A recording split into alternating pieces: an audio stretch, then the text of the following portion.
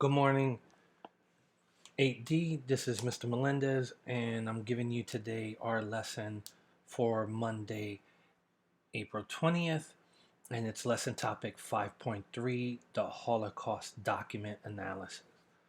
So, welcome back from our spring break. I know hopefully you guys took the time to go ahead and recharge your batteries. I hope you took advantage of the different programs and assignments that they had, throughout the week.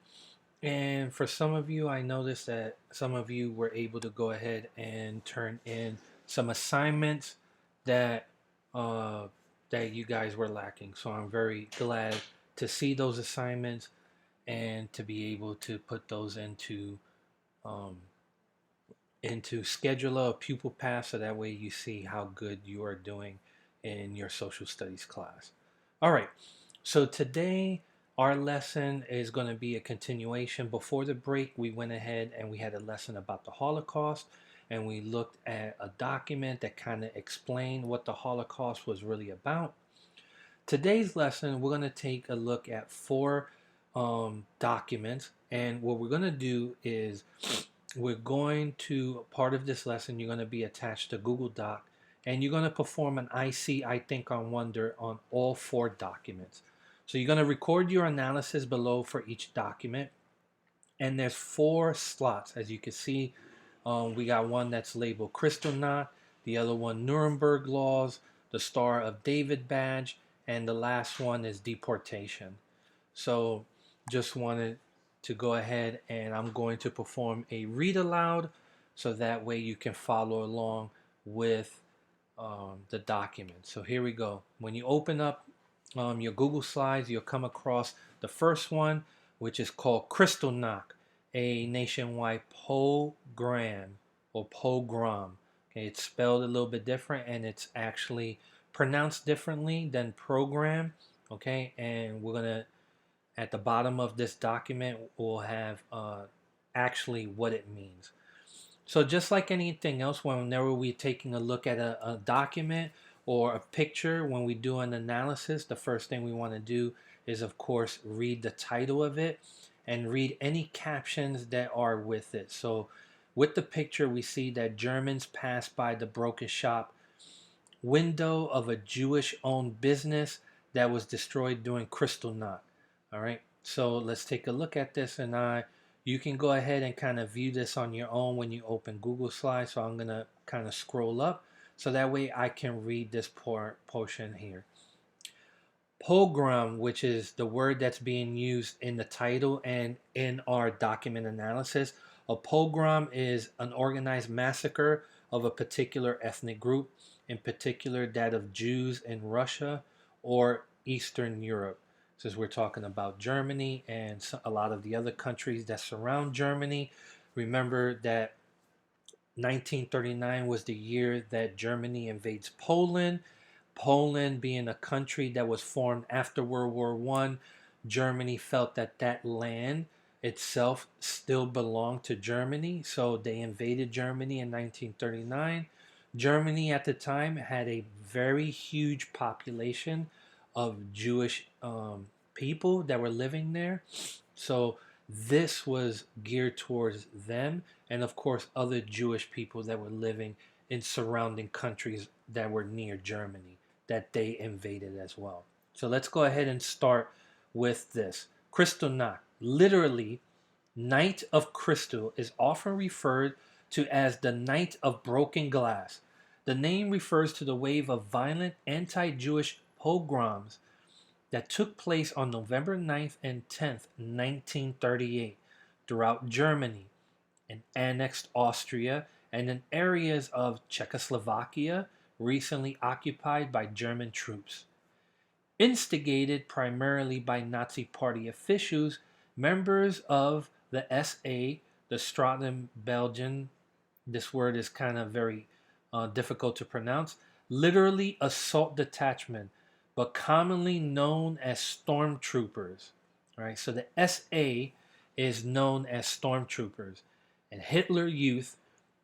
Kristallnacht owes its name to the shards of shattered glass that lined German streets in the wake of the pogrom. Broken glass from the windows of synagogues, homes, and Jewish owned businesses plundered and destroyed during the violence. Just so you know, synagogues is the actual Jewish temples where they go into for their church services. So instead of calling it a church, Jewish people call it a synagogue. Okay, let's go ahead and go to document number 2. Again, I'm kind of reading this a little bit fast, but since this is a video, you can pause and rewind as many times as you like, so that way you can understand everything that I am as I'm performing the read aloud. So document number 2, connecting documents, Nuremberg laws. So let me read this out loud to you. The laws, which were signed by Hitler in 1935, are considered to be the official blueprint of racial policies against Jews in Germany. Individuals were defined as Jews if 3 or 4 of their grandparents were Jewish. They were stripped of their German citizenship and prohibited from marrying German citizens. Law for the persecution or protection of German blood and German honor. Moved by the understanding that purity of German blood is the essential condition for the continued existence of the German people, and inspired by the inflexible determination to ensure the existence of the German nation for all time, the Reichstag has unanimously adopted the following laws, which is promulgated made widely known herewith. So what it's saying here is basically Germany wanted to protect its heritage.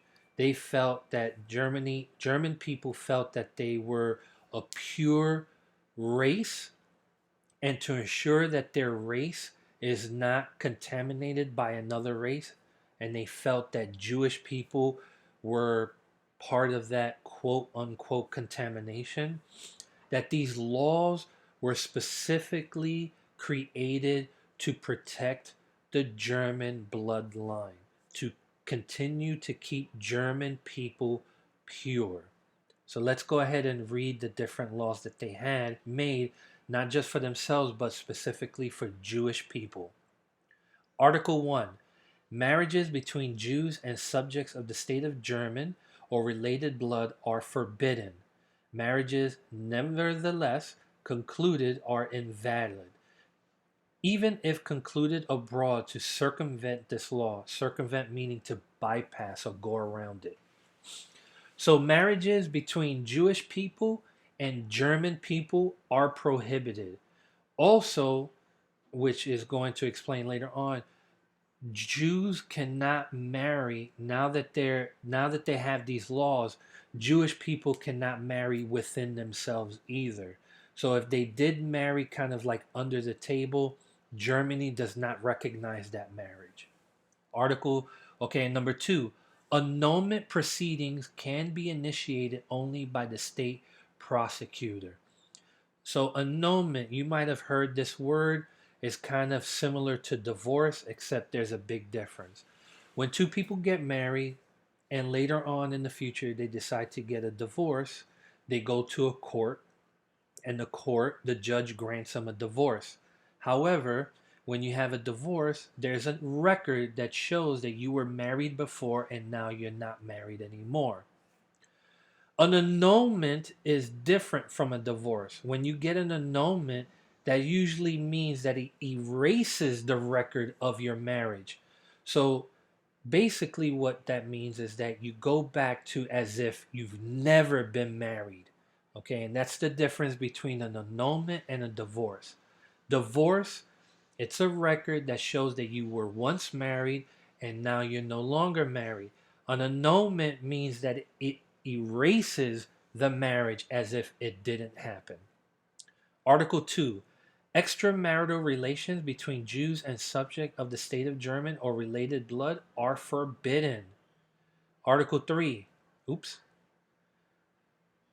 Article 3. Jews may not employ in their household female subjects of the state of German or related blood who are under 45 years old. So Jewish people cannot have people to work for them if they are German. Article 4, number 1. Jews are forbidden to fly the Reich or national flag or display Reich colors. So the Reich is basically the national flag of Germany. And Germany, the Reich is also the swastika symbol. So Germans are forbidden to fly the German flag or to fly the swastika Germany symbol. Number 2, they are, on the other hand, permitted to display the Jewish colors.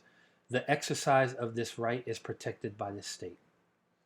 Article 5. Any person who violates the prohibition under Article 1 would be punished with prison and with hard labor. Number 2. A male who violates the prohibition under Article 2 will be punished with prison or prison with hard labor. Number 3. Any person violated the provisions under Article 3 or 4 will be punished with prison with hard labor for up to 1 year and a fine or with one of the other of these penalties. So these are called the Nuremberg laws. Document 3. In document 3, we see that we have a Star of David, and like anything, connecting documents, the Star of David badge, a yellow Star of David badge bearing the German word Jude. Jude is the German word for Jew or Jewish.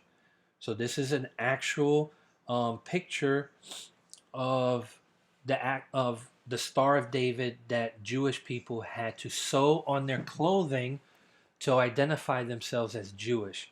They would have to sew this on their shirt or jacket, or if they during the winter, if they were wearing a long coat, they would have to also sew this on their coat. In September 1941, the Nazi regime and Goebbels' urgent request ordered Germany's Jews over the age of 6 to sew on their clothing a yellow Star of David with the word Jude, Jew, in bold Hebrew-like letters. The following year, the measure was introduced in France, Belgium, the Netherlands, Slovakia, and other lands under German control. These other countries were countries that Germany invaded and had taken over. Document number 4, we see a picture here, and this is called deportation. So when you're deporting, that meaning that you're being moved or you're being relocated to somewhere else. Deportation. Between July 22nd and September 12, 1942, the German authorities deported or murdered around 300,000 Jews in the Warsaw Ghetto. SS and police units deported 265,000 Jews to the Treblinka killing center and 11,580 to forced labor camps. The Germans and their auxiliaries murdered more than 10,000 Jews in the Warsaw Ghetto during the deportation operations. The German authorities granted only 35,000 Jews permission to remain in the ghettos, while more than 20,000 Jews remained in the ghetto in hiding. For the at least 55,000 to 60,000 Jews remaining in the Warsaw Ghetto, deportation seemed inevitable. And what that means is that deportation seemed inevitable. It's inevitable means that it's going to happen no matter what. Hiding out in the ghetto, they're only going to be able to do that for so long. They're going to get caught, and eventually they're going to be deported or deported. Excuse me. All right. So 8D. Now that I've went ahead and did the read aloud, once you go ahead and analyze these documents, you're going to click on your Google document or Google Doc, and you have this. Make sure that you write your name, your class 8D, and of course the date. And then you're going to perform an I see, I think, I wonder on all 4 documents. Record your analysis below for each document. So as you can see, an I see, I think, I wonder. When you go ahead and you write your findings on the I see part, write everything that you see. All right. Do not just write one thing. So if we look at, let's say, this picture right here, which is the deportation, don't tell me that you see a bunch of people standing around. Tell me exactly what you see. You see German soldiers in the background with a submachine gun. I see a little kid with his hands up. I see a woman with bags with her hands up. Okay, they're wearing coats, which tells me that it's winter. All right, those are the things that I need you to write in the I see part.